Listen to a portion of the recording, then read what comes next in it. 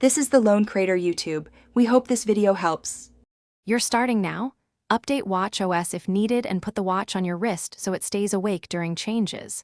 Once done, make sure battery is above 20% to avoid interruptions. On the watch, open Settings and go to Display and Brightness. This is where Always On lives.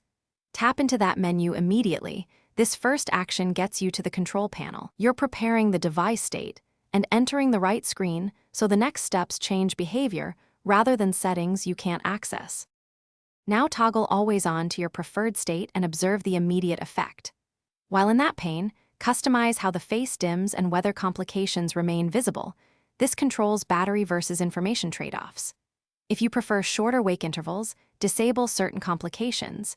If visibility matters, keep key ones enabled. Remember that theater mode or wake on wrist raise can override Always On in some situations, so check those settings too. These choices explain why battery life and glanceability. Finish by testing. Lock the watch and let it idle to confirm Always On behaves as expected.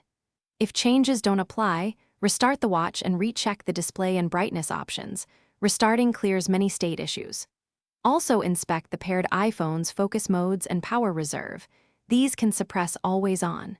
If you still face problems, reset display settings or unpair and repair as a conservative fix. And contact Apple support if hardware or software faults persist.